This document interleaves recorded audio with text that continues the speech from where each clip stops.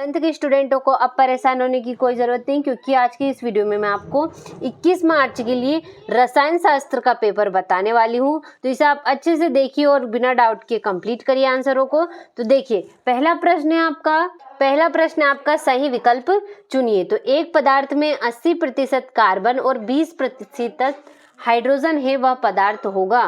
तो C2H6 होगा। और परिवर्ती संयोजकता प्रदर्शित करते हैं, तो संक्रमण तत्व करते हैं। और शुद्ध जल की मोलरता है तो 55.6 होगी।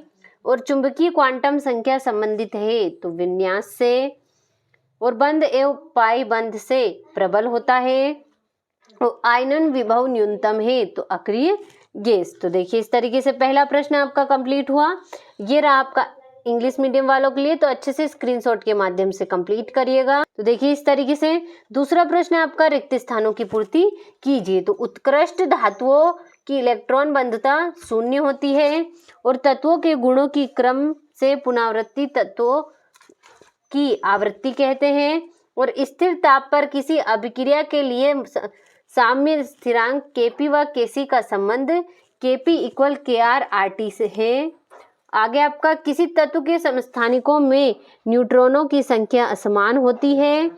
और जल के अणु में HOH बंध कोण 104 डिग्री सेल्सियस होता है। और PP पार्श्वीय अतिव्यापन से पाई बंध बनता है। तो देखिए, इस तरीके से आपका दूसरा प्रश्न कंप्लीट हुआ। ये रहा आपका इंग्लिश मीडियम वालों के लिए, तो अच्छे से स्क्रीनशॉट के माध्यम से इसे आप कंप्लीट करिएगा। यह वो आपका तीसरा प्रश्न जो कि है सही जोड़ी बनाइए। तो देखिए, पहली आपकी एसएस अतिव्यापन तो होगा सिग्मा बंध। एंट्रोपी, तो एंट्रोपी का होगा आपका ऊष्मा गतिकी फलन। H2O की संरचना तो आंतरिक ऊर्जा। और जल की वाष्पन अभिक्रिया तो ऊष्मा शोषी। और GSTS तो इसका होगा आपका गिब्स समीकरण। तो देखिए, इस तरीके से आपका तीसरा प्रश्न सही जोड़ी भी कंप्लीट हुई। ये रहा आपका इंग्लिश मीडियम वालों के लिए, तो अच्छे से स्क्रीनशॉट के माध्यम से इसे कंप्लीट करिएगा। ये रहा आपका चौथा प्रश्न जो कि है एक वाक्य में उत्तर लिखिए। तो देखिए, इन प्रश्नों का आप अच्छे से स्क्रीनशॉट ले और कंप्लीट करें। ये रहा आपका इंग्लिश मीडियम वालों के लिए, तो अच्छे से इन्हें कंप्लीट करिएगा। अगला प्रश्न है आपका पांचवा प्रश्न आपका सत्य सत्य लिखिए। तो देखिए, अच्छे से स्क्रीनशॉट ले और कंप्लीट करिए। ये हो गया आपका इंग्लिश मीडियम वालों के लिए। तो देखिए, छठा प्रश्न ये रहा आपका,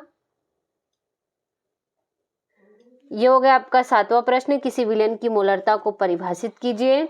आठवां हो गया, ये हो गया आपका नौवां प्रश्न।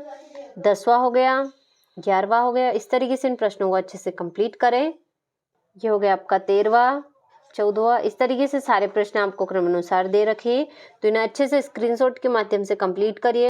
ये हुआ आपका 18वां प्रश्न, 19वां हो गया, और ये हो गया आपका 20वां प्रश्न। तो देखिए, इस तरीके से आपके 20 प्रश्न हैं, तो इन्हें अच्छे से स्क्रीनशॉट के माध्यम से आंसर सहित कंप्लीट करिएगा।